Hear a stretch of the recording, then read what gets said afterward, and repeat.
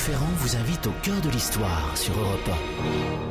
Qui étaient vraiment les Vikings ? À cette question, l'invité de Franck Ferrand apporte aujourd'hui des réponses nouvelles. Bonjour Franck. Bonjour Anissa, bonjour à tous. Je suis ravi d'avoir révélé à ceux de nos auditeurs qui ne vous connaissent pas encore cette appartenance à la grande famille viking. Et j'en suis fière. Mon invité pour parler de ces Vikings s'appelle Joël Suppéry. Il vient de faire paraître chez Autrement un ouvrage étonnant qui s'intitule « La saga des Vikings, une autre histoire des invasions ». Et vous avez raison Anissa, on peut dire de Joël Suppéry qu'il contrevient aux idées répandues sur ces envahisseurs venus du Nord. Venus du Nord et partis vers l'Ouest. Car oui. Pour commencer l'émission, vous nous racontez le voyage d'Éric le Rouge de l'autre côté de l'Atlantique. Oui, l'histoire de ce voyage ou sa légende, là est la question. Pour terminer l'émission, Lorena Martin nous fera visiter un gîte viking et je reviendrai pour ma part sur la plus belle des devises, à cœur vaillant, rien d'impossible. Devise qui n'était pas, en dépit des apparences, celle d'Éric le Rouge. Alors, est-ce que nous sommes dans l'histoire ? Est-ce que nous sommes dans la légende ? Lorsqu'il est question du célèbre Éric le Rouge, un peu détrôné par Ragnar sur les télés depuis quelques mois maintenant, on peut se poser la question. En tout cas, nous sommes dans une saga. Les sagas, vous savez, ce sont ces grands récits scandinaves qui s'ouvrent généralement sur des généalogies qui n'en finissent pas, fils de un tel, etc. Un peu comme dans la Bible, si vous voulez, avec toutes sortes de noms assez imprononçables pour nous, en tout cas pour moi. C'est de là qu'on tire la majeure partie de nos informations sur les Vikings et parmi les différents récits, la fameuse saga d'Éric le Rouge, texte qui, entre autres, raconte comment les Vikings ont colonisé le Groenland. Les Vikings sont des marins hors pair, c'est vrai, c'est exactement ce qu'on disait à l'instant. Ce sont de très bons fermiers, ce sont d'excellents marchands et peut-être bien meilleur encore que ce qu'on pouvait imaginer. Nous aurons l'occasion d'en parler dans la suite de cette émission. On en retrouve dans toute la Scandinavie entre le 8e et le 11e siècle. Ce sont aussi donc de grands aventuriers, ce sont des colonisateurs. Les Danois colonisent vers le sud, les îles britanniques bien entendu, la Normandie, et puis ça, on entre loin dans les terres. Les Suédois auraient plutôt tendance à se diriger vers l'ouest de la Russie. Les Norvégiens regardent eux vraiment vers l'Islande là-bas. Et justement, c'est un Norvégien dont je vais vous parler aujourd'hui. Éric le Rouge, à l'été 982, doit tout faire pour échapper à la vengeance de son voisin qui s'appelle Thorgest. On est dans l'île d'Oxney, qui est près des rivages islandais, région qui n'est pas un très bon terrain pour se cacher, puisque quand vous regardez les photos, c'est assez impressionnant. C'est plat, c'est vide, c'est désolé. Heureusement, Éric a amarré en secret son bateau dans la baie de Dimoun, qui n'est pas très loin. Il compte s'enfuir plus à l'ouest, vers un territoire qu'un certain Gunnbjörn Ulfsson aurait découvert près d'un siècle auparavant. L'histoire raconte que, perdu dans la tempête, il aurait dérivé, aperçu ce continent qu'il avait trouvé habitable et même accueillant. Le pays était vert, d'où ce nom évidemment de Groenland, le pays vert. Éric le Rouge entraîne dans son aventure sa femme, Thorhild, ses 3 garçons et sa fille unique, dont je vous fais... Enfin non, sa fille unique, elle s'appelait Freydis. Ainsi que quelques compagnons, quelques compagnons qui l'ont soutenu dans sa bataille contre Thorgest. Quelle série d'événements a bien pu pousser cet homme à risquer sa vie et celle de sa famille pour se rendre dans un territoire aussi peu connu ? Pour le comprendre, il faut revenir un peu dans la vie de cet Éric, surnommé le Rouge, semble-t-il, en raison de la couleur de sa barbe et de sa chevelure, bien rousse. Il était né vers 940 en Norvège. Thorvald, le père d'Éric le Rouge, élève son fils dans ce pays dont Jean Mabir nous dit qu'il était, je cite, « sculpté par le vent et la mer, creusé en plein roc par le flot déchiré et sauvage ». On y est. Cette famille règne sur la terre Gédren, on est au sud-ouest du pays. Là, il n'avait d'autre Dieu que sa force, d'autres soucis que son bien, d'autres lois que son honneur, nous dit l'auteur. Et c'est justement son honneur qui va conduire cette famille vers de nouveaux horizons, donc vers l'ouest, en Islande. Le père d'Éric, qui a 40 serviteurs, une trentaine de marins à son service, est très jalousé dans la région et un jour il entre en conflit avec un de ses voisins du nom de Godrud. L'histoire ne nous en dit pas plus sur les origines de la querelle. Toujours est-il que Thorvald finit par donner la mort à son voisin. Oui, quand on se bagarre entre vikings... On se bagarre fort. Ça va loin. Les anciens avaient naguère établi une comptabilité rigoureuse, nous dit Mabir. Un mort coûtait tant, un pied, une main. L'œil valait la moitié de la vie et l'oreille le quart. Au Ting du Hordaland, le Ting, donc c'est cette assemblée locale qui se différencie de l'Alting, qui est l'assemblée plus générale, nationale, si vous voulez. Thorvald avait discuté d'abord, puis il avait payé, chicanier pendant tout le débat et scrupuleux après la sentence. Ça, c'est beau, comme l'homme qui se bat tant qu'il peut encore faire valoir ses arguments et qui ensuite se plie à l'avis du juge. Seulement les juges ne s'étaient pas estimés satisfaits. En tuant un homme libre, le père d'Éric avait troublé l'ordre. Ils ordonnèrent alors de confisquer tous les biens de Thorvald au bénéfice du roi Harald Belle-Chevelure, puis ils le condamnèrent au bannissement à vie. Toute la famille doit donc émigrer. On s'en va en Irlande et c'est la raison pour laquelle Éric va grandir là-bas. La famille a perdu tous ses biens, doit redémarrer à zéro, comme nous dirions-nous. Et lors du débarquement, l'Islande, disons-le, est déjà un territoire assez bien colonisé. Toutes les bonnes terres ont été prises, ce qui fait que la famille s'installe sur la presqu'île de Drangar, une terre pauvre, située dans la partie la plus au nord d'une Islande qui déjà est bien septentrionale.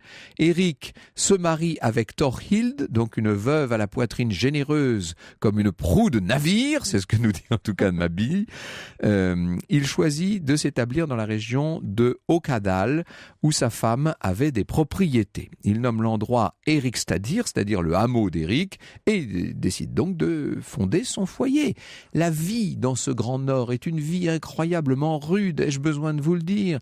Région fort inhospitalière, enneigée une partie de l'année, avec une agriculture où l'on pratique un élevage difficile, tout ça dans la difficulté. La nature n'est pas seule à se montrer rude à l'égard d'Éric et de sa famille, les hommes vont l'être tout autant. Franck Ferrand vous conte l'histoire sur Europe 1. Alors vous nous proposez, Franck, cet après-midi de revenir sur la légende d'Éric le Rouge.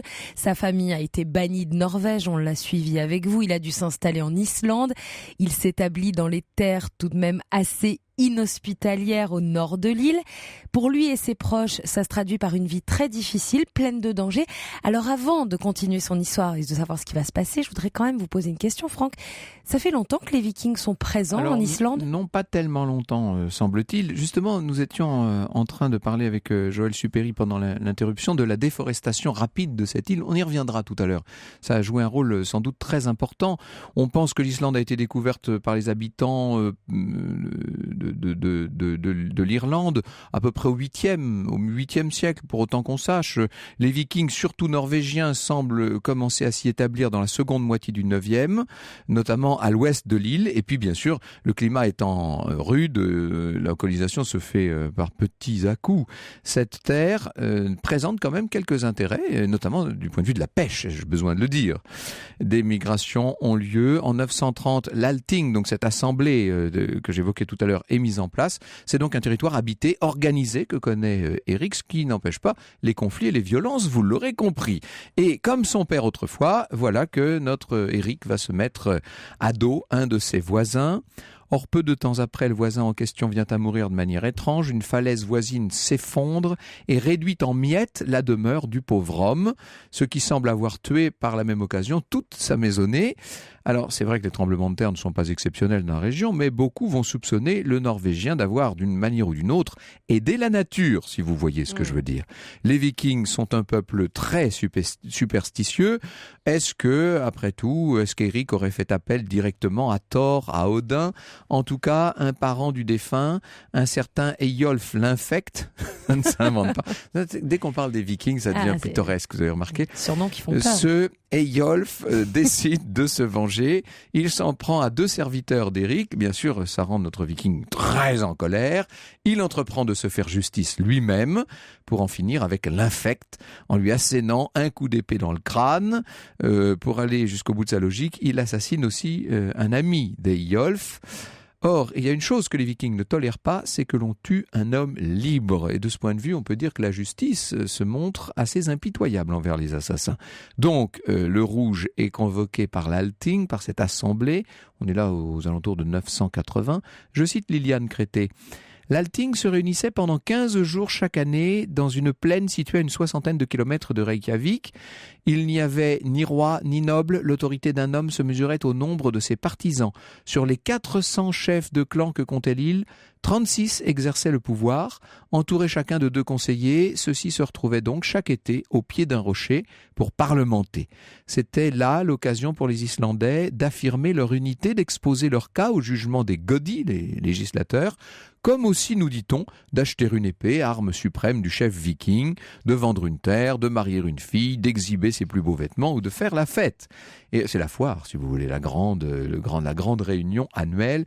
Éric le Rouge ne vient clairement pas pour festoyer. Il attend le jugement de ses actes, et bien qu'il ne s'agisse pas d'un acte délibéré, c'est une riposte, si vous voulez, rien n'y fait, la sentence tombe, et c'est le bannissement du continent.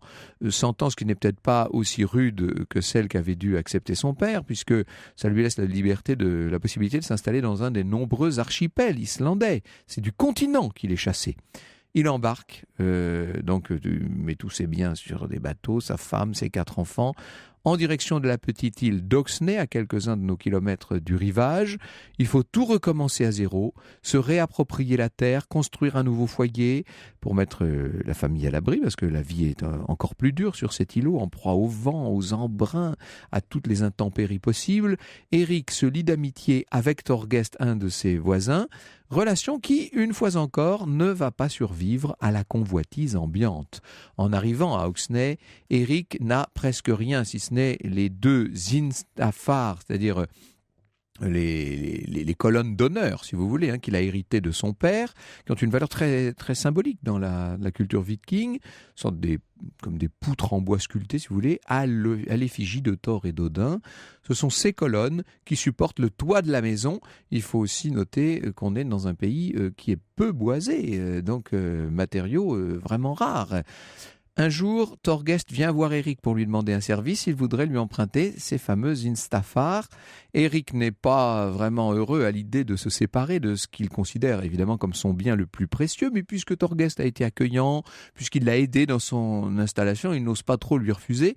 Le voisin promet de lui restituer ses colonnes d'honneur dès que sa propre maison sera achevée. Les énormes pièces de bois sont arrimées sur le dos d'un mulet, nous raconte Jean Mabir, et Éric regarde avec quelque inquiétude son voisin disparaître dans le crépuscule avec le précieux chargement. Il lui semble qu'on lui enlève une partie de lui-même, cette partie la plus précieuse qui vient du fond des âges, et là on croirait qu'on est carrément dans la saga elle-même. J'imagine que les termes ne sont pas très éloignés. Problème, au moment de réclamer son bien, Éric voit Thorgest lui refuser. Et il n'honore pas son engagement. Il déclare que les colonnes sont restées chez lui trop longtemps, qu'à présent elles lui appartiennent, etc. Et Éric aurait évidemment dû se retourner à ce moment-là vers le Thing pour régler le différend. Il était dans son bon droit, on lui aurait sans doute donné raison. Mais au lieu de ça, il va s'en prendre directement à Thorgest. Ils ont le sang chaud dans la famille. Il s'en prend aussi aux membres de la famille de Thorgest. Il les surprend dans leur sommeil. Les serviteurs d'Éric maîtrisent ceux de Thorgest, qui, pris au dépourvu, peinent à lutter, bien qu'ils tentent quand même de combattre. Et finalement, Éric prend le dessus. Il récupère ses colonnes. Il assassine les 2 fils de celui qu'il regarde désormais comme son ennemi, ainsi que quelques serviteurs pour la bonne mesure, et puis il s'enfuit dans la nuit noire. La guerre est déclarée, les 2 femmes érigent des remparts autour de leur bâtisse, autour de leur champ. Eh bien, ça promet encore des lendemains sanglants. Franck Ferrand vous conte l'histoire sur Europe 1. Alors vous nous plongez cet après-midi, Franck, au cœur de l'histoire d'Éric le Rouge, le viking Éric le Rouge, qui est en guerre avec Thorgest. Il y a même des remparts qui sont montés autour de leur maison et de leur terre. On se prépare à combattre, en fait. Je cite à nouveau Jean Mabir. Au Thing des torsus dont dépendent ces 2 voisins querelleurs, on juge que tous ces gens des îles du fjord de Breda deviennent par trop turbulents. Il faut faire un exemple. Le fils de Thorvald ne sait que trop signaler depuis quelques années par son humeur batailleuse. Une sentence tombe à nouveau, mesurée dans sa longueur, mais implacable dans sa rigueur. Je cite « Éric le Rouge, tu préfères ta propre force à la justice commune des hommes libres. Tu seras banni pour 3 ans, cette fois tu devras quitter l'Islande. Alors là, on a envie de dire, mais ils sont chassés de partout, ces gens. Où se rendre désormais ? L'Écosse ou l'Irlande sont déjà très peuplées. Et donc, à l'été 982, le Rouge décide de partir sur les traces de Gunnbjörn Ulfsson, dont je vous parlais, dans le fameux Groenland. Il s'élance à bord de son beau bateau. C'est un long voyage. Enfin, voici la terre, raconte Jean-Pierre Cartier. À vrai dire, elle ne paraît pas du tout hospitalière. Du bateau, on n'aperçoit qu'un immense glacier qu'Éric baptise le manteau bleu. Cette terre, Éric décide de la contourner, il met le cap vers le sud, le paysage est effroyablement désolé, nulle part on n'aperçoit le moindre habitant et la saison avance et il faut hiverner. L'équipée remonte sur la côte de ces nouvelles terres, on aperçoit quand même quelques prairies, Éric le Rouge décide donc que le moment est venu d'accoster, il choisit un fjord qu'il va baptiser Eric's-Cay, c'est son fjord si vous voulez. Il faut vite prendre ses marques dans ce nouvel environnement inconnu et hostile et surtout bâtir tant bien que mal ce qui pourrait servir d'habitation. L'histoire ne nous en dit pas plus sur les conditions dans lesquelles Éric et ses hommes ont vécu la saison, mais tout laisse à penser que l'intégration a été nettement plus douloureuse que ce que eux-mêmes avaient pu imaginer. Il n'empêche, un nouveau territoire est donc bel et bien découvert. Jean Babir précise, la terre blanche, baptisée si abusivement terre verte, reste un havre inexpugnable pour tous les évadés de la mer, pour tous les bannis, pour tous les hors-la-loi de l'Empire viking. Les pâturages ne sont que des marais et la pierre pousse mieux que l'orge dans les champs d'Éric, mais personne ne viendra lui disputer les frontières de ce royaume du bout du monde. Alors, si l'on continue dans la saga, Éric, sa famille, leurs acolytes auraient passé 3 ans sur place, quasi sans rencontrer, même pas quasi, sans rencontrer âmes qui vivent. Et en 986, Éric retourne en Islande dans l'idée de convaincre ses concitoyens de le rejoindre, de venir faire souche sur cette terre verte dont il n'a pas de mots assez éloquents pour vanter les mérites. Il serait parvenu à convaincre près de 350 colons quand même. 25 bateaux vont partir pour ce soi-disant Eldorado. Seuls 14 parviendront à bon port. Dans la famille, Éric n'est pas le seul à avoir l'âme aventurière. Son fils, Leif, aurait été, ai-je besoin de vous le dire, le premier Européen à poser le pied là-bas, de l'autre côté, en Amérique, sur cette terre que les Vikings appellent Vinland et que nous appelons Terre-Neuve. Bonjour Joël Suppéry. Bonjour Franck. Merci beaucoup d'être avec nous cet après-midi.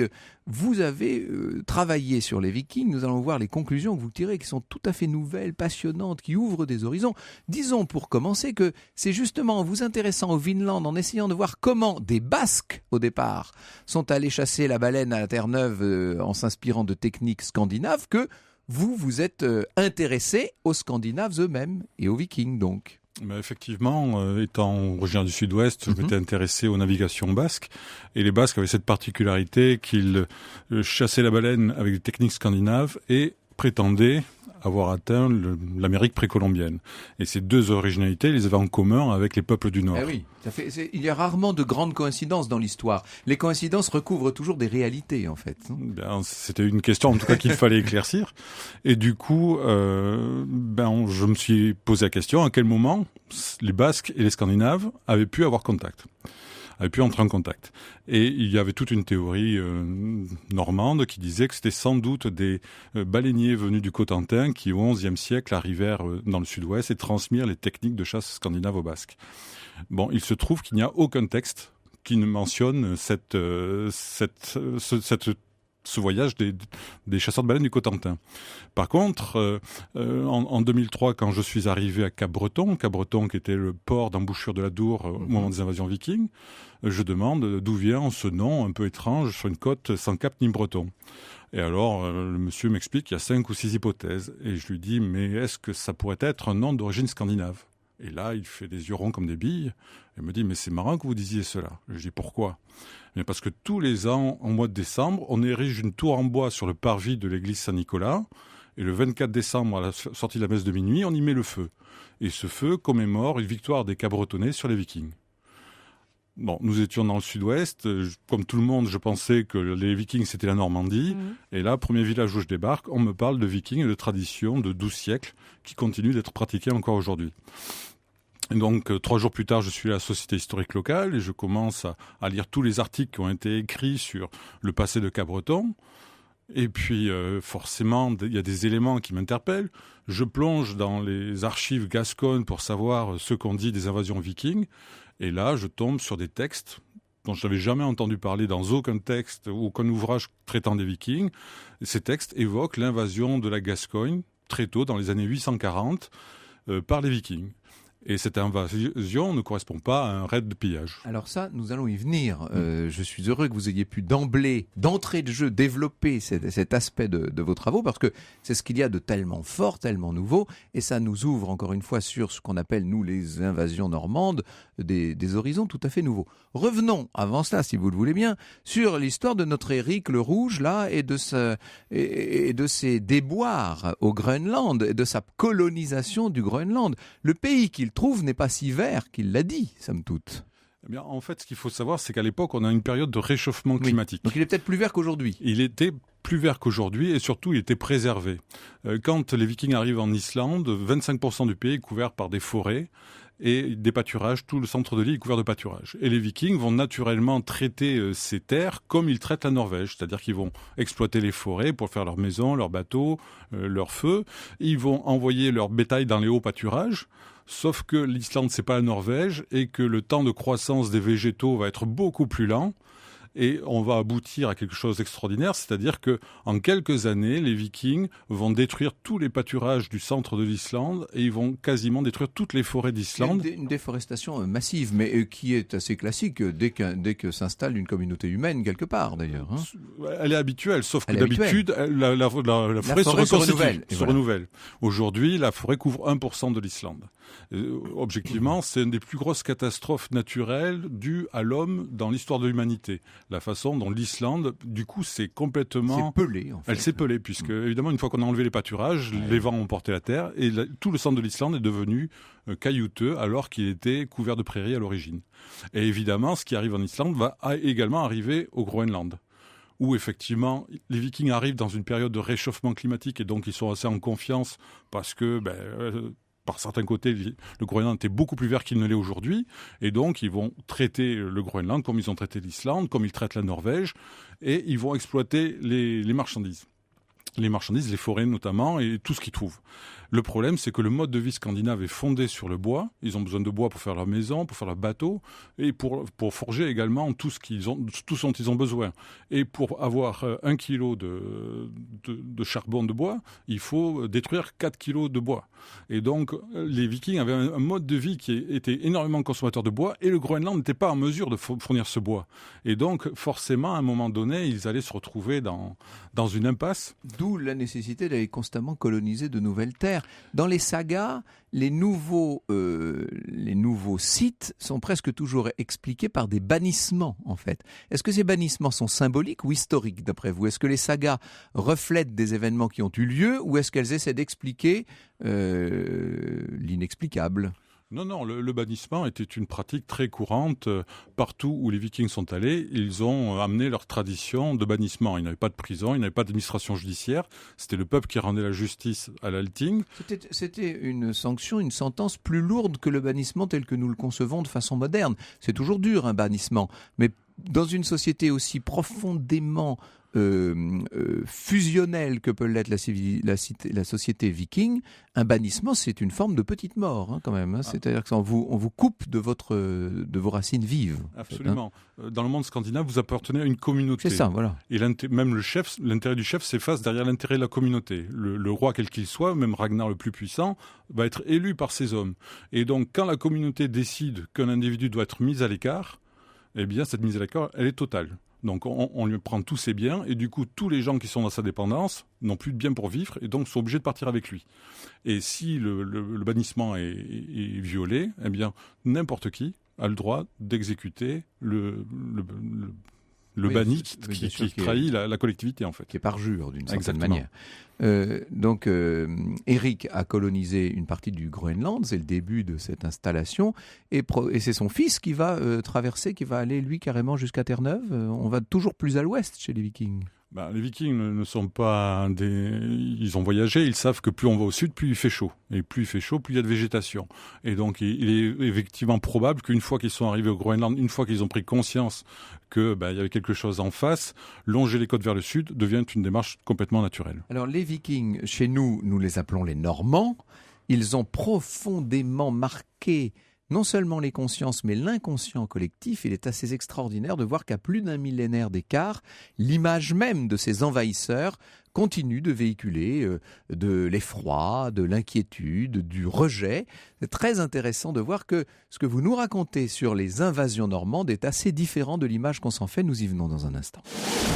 Europe 1, au cœur de l'histoire. Franck Ferrand. Nous sommes cet après-midi, si vous venez de nous rejoindre sur Europe 1, au cœur de l'histoire des Vikings, avec votre invité Franck Ferrand. Vous recevez Joël Supéry, il est chercheur en histoire. Il travaille depuis plus de 15 ans sur les Vikings de Gascogne et il vient de signer la saga des Vikings, une autre histoire des invasions, avec une préface de Michel Onfray, un livre paru chez Autrement. Libre comme l'air, fin limier comme un chien de traîneau, intellectuellement doué comme un dieu du Valhalla, bâti comme un orque, Joël Supéry déboule sans papier dans un monde faussement policé mais vraiment policier, écrit Michel Onfray avec le sens de la formule et de la provocation qu'on lui connaît.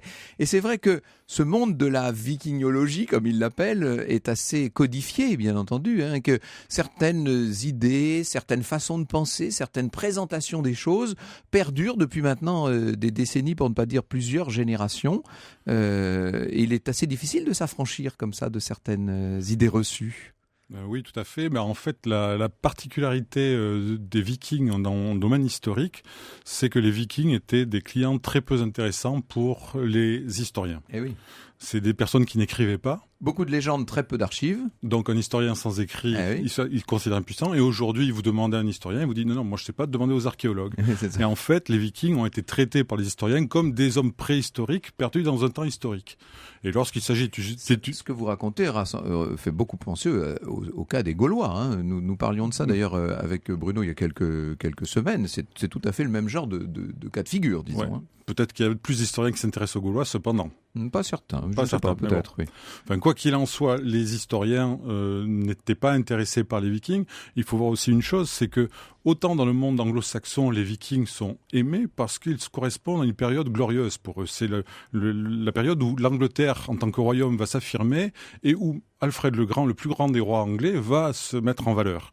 Et donc pour eux, c'est une période très glorieuse. Alors qu'en France, les invasions vikings correspondent à l'effondrement de l'Empire carolingien, la dislocation de la France occidentale et l'apparition de la féodalité. C'est une période de recul et de déclin. C'est tout l'inverse, on pourrait presque dire. Et voilà. Et donc, comme ils sont associés à ce déclin, forcément, ils vont pas attirer beaucoup d'enthousiasme autour d'eux. Mais ce qui va se passer surtout avec les Vikings, c'est qu'au XIXe siècle, lorsque les historiens vont chercher à retrouver les racines de la France et de son histoire, ils vont avoir tendance à beaucoup plus regarder vers la Méditerranée, berceau de civilisation glorieux et cultivé, plutôt que vers le nord païen, barbare et analphabète.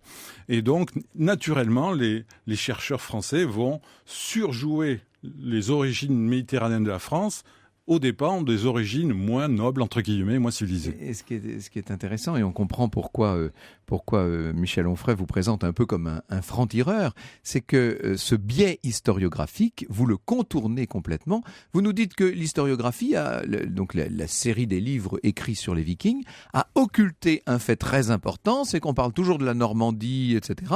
On oublie la Gascogne, c'est ce que vous commenciez à nous dire tout à l'heure, et ça c'est une véritable découverte. Expliquez-nous ce qui fait, j'allais dire, scandale dans le petit monde de la vikingologie. En fait, ce qui s'est passé, c'est que personne n'étudiait au XIXe siècle les Vikings.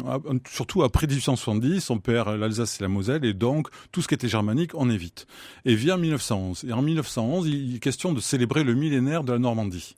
Et là, tout d'un coup, les historiens... Traité de Saint-Clair-sur-Epte. Traité de Saint-Clair-sur-Epte, exactement. Alors, on va fêter le millénaire, et donc on dit aux historiens normands, les gars, mettez-vous au travail, racontez-nous ce qui s'est passé. Et que vont faire les historiens normands? Ils vont se tourner vers le dernier livre paru le plus complet sur la question. Ils vont voir Ferdinand L'Autre qui va leur dire non, allez voir Walter Vögel. Et donc ils vont voir cet auteur allemand et ils vont faire leur histoire de la Normandie à partir de cet ouvrage. Et cet Allemand va à un moment évoquer la prise de Nantes en 843. Et il va dire, voilà, ce sont des Westfaldingistes, c'est-à-dire des Norvégiens du Westfold qui s'emparent de Nantes. Et donc on a l'impression que, alors que les pourtours de la mer du Nord et de la Manche sont attaqués par des Danois, ce sont des Norvégiens venus d'Irlande qui auraient attaqué au sud. Et cet Allemand va dire, on a l'impression que les Danois vont être au nord de la Loire et les Norvégiens au sud. Et du coup, les Normands en 1911, ils étaient un peu pressés, ils ont dit, nous, ce qui nous intéresse, ce sont les fondateurs de la Normandie, c'est-à-dire les Danois au nord de la Loire, les Norvégiens, c'est pas nos oignons. Et le problème, c'est qu'une fois qu'ils ont fait leur histoire de France au nord de la Loire, ils n'ont jamais corrigé la mire, ils ont toujours considéré que ça s'arrêtait là. Et en face, de l'autre côté, on avait des historiens gascons qui voyaient bien qu'on parlait de Vikings chez eux, les Normands ne disaient rien, les Vikings étaient des Germains dont on pouvait préférer se passer, tout le monde s'est mis d'accord pour ne plus parler des Vikings au sud de la Loire. Jusqu'à votre arrivée. C'est-à-dire que vous vous intéressez précisément à ce lien très profond, très ancré entre Gascogne et origine scandinave. Absolument. C'est-à-dire qu'à partir du moment où je constate que les Vikings se sont installés en Gascogne, puisque quand ils prennent la Gascogne, ils prennent en un seul été les 12 cités de Gascogne. Ils en éliminent les évêques. Les évêques sont les relais du pouvoir franc. Ça veut dire qu'ils prennent un contrôle politique de la région. Et ce contrôle politique va durer 150 ans, parce que pendant 150 années, il n'y aura pas un seul évêque en Gascogne.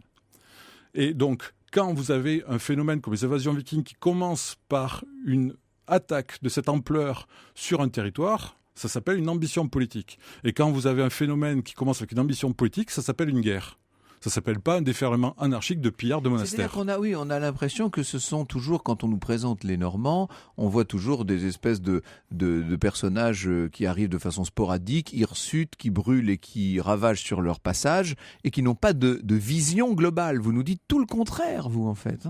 Exactement. Les Vikings étaient commandés par des éconungar, des rois des mers. Ces rois des mers, c'est pas des rois, ce sont des armateurs. C'est-à-dire, ce sont des gens qui vont tirer leur fortune de leur flotte et du commerce. Et ces armateurs, ils vont créer leur flotte pour atteindre des objectifs. Et forcément, très tôt, ils vont contourner l'Empire carolingien parce qu'il y a un conflit très fort entre Charlemagne et les Danois. Et très tôt, les Vikings vont aller jusqu'en Espagne pour commercer. Et ils vont longer pacifiquement les côtes de l'Empire jusqu'en Espagne. En 799, on sait qu'ils vont se faire attaquer sur l'île de Noirmoutier, mais c'est un convoi marchand qui se fait attaquer par les Francs. Charlemagne avait une dent contre les Danois, il a dit « on va les taper là où on peut les toucher ». Le seul endroit où il pouvait toucher les Vikings, c'était sur Noirmoutier, parce qu'à marée basse, l'île était accessible à pied sec. Donc Noirmoutier va être le point faible des Vikings sur cette route côtière, et c'est là que tout va se jouer.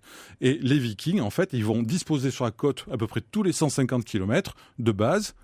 Et c'est à partir de ces bases-là qu'ils vont lancer leurs invasions. Tout ça, c'est fait de manière très concertée, très progressive, très intelligente, si je puis dire. Les armateurs sont des stratèges. Quand Ragnar, parce que c'est lui dont il s'agit, décide de prendre le contrôle de la France, on nous dit « Ah, mais c'est pas possible que les Vikings aient pu avoir des flottes aussi importantes parce qu'il n'y avait pas de royaume organisé en Scandinavie. » Mais Ragnar n'a pas eu besoin d'avoir un royaume organisé avec beaucoup de paysans et des terres riches qui paient l'impôt. Tout ce qui lui a suffi à Ragnar, c'est ce qui va se passer en 836. En 836, les Vikings envahissent le Cotentin, les îles anglo-normandes et le Léon à côté de Brest. Une fois que Ragnar contrôle Cherbourg et Brest, plus aucun navire viking ne peut aller dans le sud sans son accord. Voilà. Là, il contrôle le passage. Voilà. C'est-à-dire que ce que feront ensuite les Anglais... C'est des franchises, en fait. Il prend le contrôle d'une route et quand il retourne en Scandinavie, il dit « Vous voulez faire la guerre, vous voulez devenir riche, eh bien vous le faites sous mes ordres. » C'est ce que feront les puissances européennes des centaines d'années plus tard avec les grandes compagnies marchandes qui vont coloniser la planète entière. C'est-à-dire que vous vous installez dans un détroit et vous faites en sorte que tout navire qui passe désormais sous vos couleurs, en quelque sorte.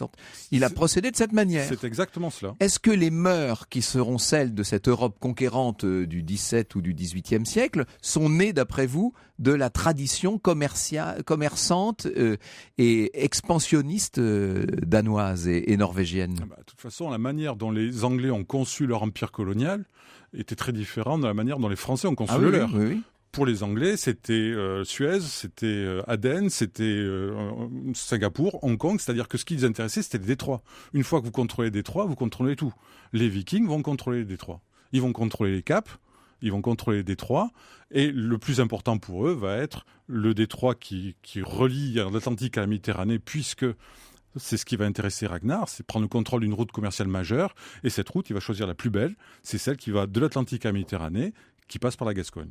Je suis comme Michel Onfray, Joël Suppéry. J'aime les gens qui changent un peu les perspectives et nous donnent l'intelligence des choses. Alors maintenant que nous avons compris quelle force était à l'œuvre dans ce grand mouvement colonisateur des Scandinaves, nous allons essayer de comprendre qui étaient vraiment ces Vikings, à quoi ils ressemblaient et ce que nous leur devons, tout simplement. Europe 1 au cœur de l'histoire. Franck Ferrand. Cet après-midi, nous sommes au cœur de l'histoire des Vikings avec votre invité, Franck Ferrand. Vous recevez Joël Suppéry, il est chercheur en histoire. Il travaille depuis plus de 15 ans sur les Vikings de Gascogne et il vient d'écrire la saga des Vikings, une autre histoire des invasions, avec une préface de Michel Onfray, un livre sorti il y a quelques jours chez Autrement. De nombreux ouvrages paraissent en ce moment sur les Vikings. Évidemment, le Anders Winroth, qui est un Suédois, lui. Et c'est une traduction préfacée d'Alban Gauthier, qui s'appelle « Au temps des Vikings, à la découverte ». De Jean Renaud, évidemment, les dieux des... Je dis évidemment parce qu'il s'est beaucoup intéressé à la question du panthéon scandinave, les dieux des Vikings, aux éditions Ouest France. Votre ouvrage, tout ça est lié peut-être en partie au succès de la série télévisée. Finalement, cette série Viking a fait du bien aux recherches sur les Vikings. Elle a fait du bien, mais je pense pas que si Michel Onfray m'a invité à écrire, c'est à cause de la série. Ah non, ça je ne dis pas ça. Mais vous avez remarqué que je n'ai pas cité votre livre dans la série. Parce que alors vous, ce que vous apportez est tout à fait nouveau, tout à fait différent. C'est notamment l'histoire de cette installation primordial des Vikings en Gascogne. Je le dis pour ceux qui viendraient à nous rejoindre dans le cours de l'émission. Vous nous dites que la Normandie c'est bien beau, mais la Gascogne c'est plus important et c'est avant cela, d'une certaine manière. Tout naît de... Pourquoi les Vikings choisissent-ils la Gascogne ?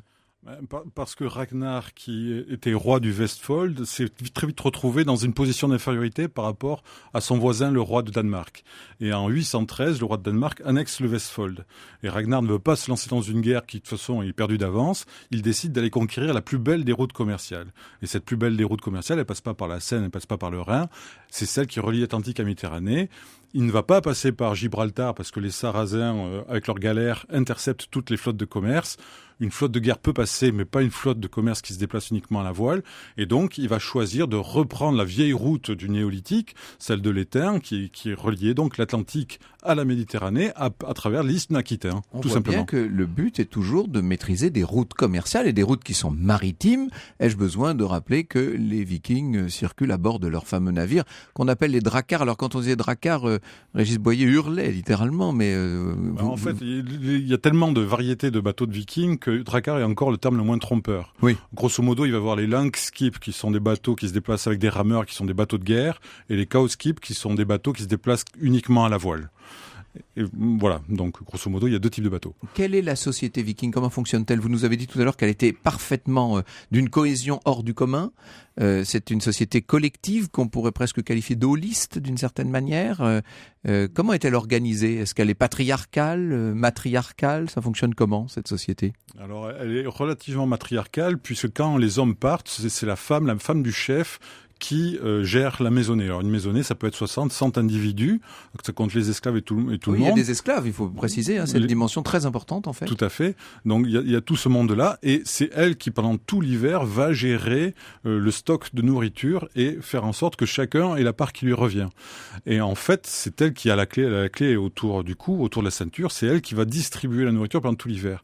Et tout le monde se plie à la volonté de la mère à la maison, et quand le père est sur son bateau et qui est capitaine, l'équipage s'efface derrière l'intérêt du groupe. Et on a des cas où il y a un bateau qui coule et puis le chef va dire bon, il y en a 4 en trop, on tire au sort les 4 qui sautent par-dessus bord. Avec quand même des généalogies patrilinéaires, si je puis dire, et qui se retrouvent dans le début de ces fameuses sagas, toujours le besoin de s'ancrer dans un territoire et dans une mémoire pour des peuples qui, comme vous nous le disiez, écrivent peu. Tout à fait, oui. Ce sont des dynasties, ils appartiennent tous à une dynastie, et les chefs qui vont s'intéresser à la France, il y a Ragnar, mais il va y avoir son fils Björn. Björn, oui. Björn, alors Guillaume de Jumièges, je le dis clairement, Björn devait conquérir une résidence au-delà des mers. Personne n'a cherché à savoir sur quel pays Björn avait jeté son dévolu. Le pays de Béarn, c'est le pays de Björn. Bayonne, c'est la ville de Björn. Et je peux vous... Je vous vois vous rapprocher des Albret, là, mais ça nous entraînerait sur d'autres terrains qui seraient peut-être un peu glissants. On peut faire une autre émission, si vous voulez faire. On fera une autre émission, si vous le voulez. Et du point de vue de la religion, quelles sont ces croyances scandinaves, en fait? Les Scandinaves sont très ouverts, on va dire, en termes de religion.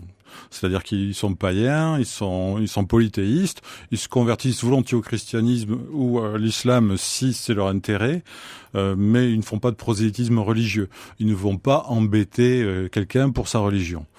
S'ils attaquent des monastères à certains moments, c'est pas pour les piller. Enfin, si, bien sûr, ils vont les piller, mais on se rend compte qu'ils ont attaqué très peu de monastères et qu'à chaque fois, il y avait des raisons politiques derrière. Une chose est sûre, c'est que la poussée de ces Normands, on va dire, de ces Vikings sur les différentes côtes de l'Europe occidentale et méridionale, cette poussée a été extraordinaire. Elle s'est concentrée sur un ou deux siècles et elle n'est pas de nature religieuse. Ça, il faut le dire. Il s'agit bien d'un besoin d'aller trouver des terres fertiles et d'aller trouver des débouchés commerciaux et d'ouvrir des routes. C'est ce que vous nous dites. En fait, c'est bien ça. C'est plus une guerre pour la liberté du commerce que pour autre chose. Et donc ça a dû donner un substrat très important, ça a dû modifier la culture en profondeur dans toutes ces régions qui ont été profondément innervées par ces Vikings, en fait. C'est-à-dire que sur les vieilles habitudes gauloises où s'était installé le droit romain, il y a une nouvelle éthique marchande, si je puis dire, qui est venue. C'est la troisième couche, celle qu'on a tendance à oublier généralement. Exactement. Les Vikings vont rendre à l'Europe atlantique une identité maritime qu'elle avait perdue avec les Romains. Voilà, c'est ça, on peut dire ça comme ça. Les Romains, quand ils sont arrivés, purs et durs, oui. Ils avaient vaincu les coriosolites, les ossismes et les Vénètes, donc dans le golfe du Morbihan, et ils avaient exigé le monopole du transport maritime pour l'Angleterre. Et du coup, tous les peuples navigateurs de Gaule vont perdre leur savoir-faire maritime.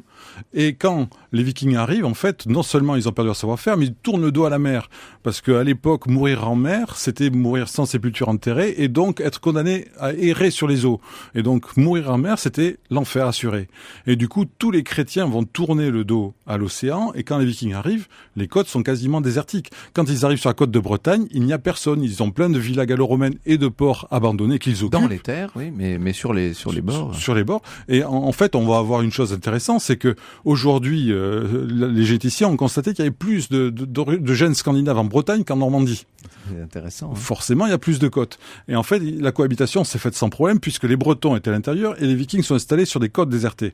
Et en fait, il y a eu une cohabitation qui a duré plus de 150 ans. Il faut penser à une chose, c'est... Oui. Pardon, mais vous dites plus de 150 ans parce que ça s'arrête à un moment. Aux alentours de l'an 1100, quoi, ça c'est fini. Alors, pour la Bretagne, tout va basculer en 913, quand ils prennent l'abbaye Landévennec, qui est dans la rade de Brest. Pendant 120 ans, ils passent devant sans l'attaquer. En 913, ils attaquent. Pourquoi est-ce qu'ils attaquent en 913 ? Parce que 2 ans avant, il y a eu le traité de Saint-Clair-sur-Epte. Les Vikings ont fait la paix avec les Francs, donc ils n'ont plus besoin d'être alliés avec les Bretons. Pendant 120 ans, ils ont préservé la Bretagne en se disant qu'ils allaient être alliés contre les Francs. Le jour où ils n'ont plus besoin des Bretons comme alliés puisqu'ils sont en paix avec les Francs, la Bretagne devient une cible et la première attaque intervient en 913. Tout cela beaucoup plus stratégique et politique, beaucoup plus économique et marchand que ce qu'on a l'habitude de dire. Merci beaucoup Joël Supéry. Je pense que nos auditeurs ont compris que votre saga des Vikings est effectivement et pleinement une autre histoire des invasions. C'est publié, ça tombe bien, chez Autrement. Europe 1, au cœur de l'histoire. Franck Ferrand. Depuis 14h, nous sommes au cœur de l'histoire des Vikings. Et pour nous replonger vraiment au cœur de cette histoire et au cœur de leur quotidien, Lorena Martin a pour vous une bonne adresse. Oui, et c'est une adresse viking, j'imagine. Un gîte viking qui existe depuis 2011. Il se situe à Doudoville, en Seine-Maritime, en Normandie. Et il s'agit d'une reconstitution intérieure d'une maison danoise du 9e siècle, comme celle qui existe d'ailleurs au musée viking de Ribe au Danemark.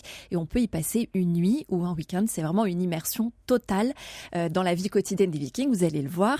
Les propriétaires sont passionnés. Il y a des traducteurs quand même. Les propriétaires sont quand même français, mais passionnés par la civilisation viking. Nadine et Alexandre Defins, alias Freya et Asger, d'où le nom du repère d'Asger, puisqu'ils font partie d'une compagnie de reconstitution viking basée à Rouen qui s'appelle Vegvisir, et ils vous reçoivent en tenue viking. Ce sont des tuniques et des pantalons, des chemises en lin ou ou en laine, brodées ou tissées. Des tenues même vikings sont à louer pour la durée du séjour. Et à l'origine, les propriétaires voulaient un gîte dont la thématique se rapporterait à l'histoire. Et en faisant quelques recherches, ils se sont rendus compte qu'à Asger, un chef de guerre viking était passé sur ces terres, d'où le nom du gîte. Et tout à l'intérieur de la maison a été conçu par des artisans du médiéval. On retrouve bien sûr beaucoup de bois et c'est une seule pièce unique, comme à l'époque, qui peut accueillir 5-6 personnes, sans eau courante, sans électricité.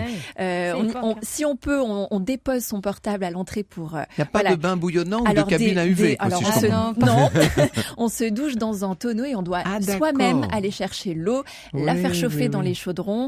On dort sur des matelas de paille et on se couvre avec des couvertures de laine. Vous allez me dire qu'on vous confisque les portables, c'est ça? On vous les confisque. Ah ben voilà, non mais en plus c'est vrai. Il y a des ateliers de cuisine, puisque autour du chaudron, la propriétaire peut vous apprendre à cuisiner des recettes vikings, notamment le poulet à la bière et ses légumes anciens, une soupe de viande aux herbes. Et il y a bien sûr d'autres ateliers, des ateliers de tissage. On apprend aussi les techniques de combat. À la hache, c'est ça, non?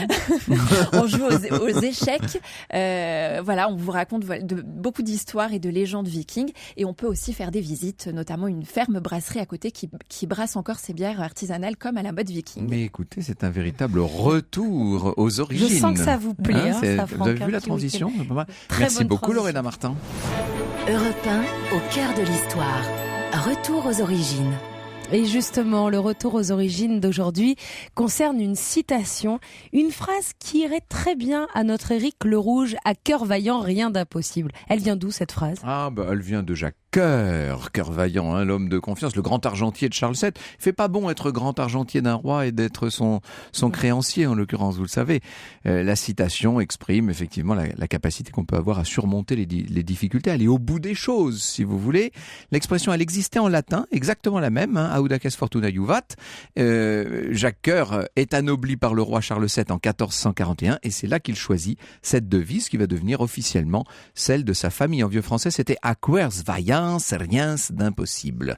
La devise de Jacques Cœur illustre cette vie incroyable, ce fils de marchand pelletier qui va devenir le fondateur d'un véritable empire commercial, qui va quand même connaître une fin tragique puisqu'il est disgracié, vous savez, condamné à mort, sa peine commuée en prison à vie. Il va réussir à s'évader et il mourra sous la protection du pape en cavale, très très loin là-bas au sud.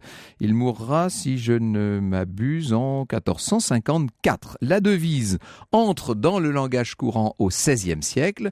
Elle va inspirer pas mal de grandes figures de l'histoire de France.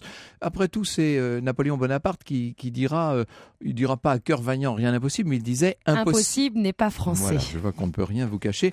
C'est un peu la même histoire, d'une certaine manière. Au passage, puisque je vois qu'il me reste 20 secondes, j'en profite, quand vous êtes à Bourges, ne quittez surtout pas la ville, certes fameuse par sa merveilleuse cathédrale, mais ne quittez pas la ville sans être allé visiter l'hôtel particulier de Jacques Cœur, qui est sans doute ce que l'architecture du XVe siècle, civile en tout cas, nous a livré de plus brillant, de plus éclatant, de plus flamboyant en France. Ça s'appelle tout simplement le Palais Jacques Cœur. Au cœur de l'histoire sur Europe 1.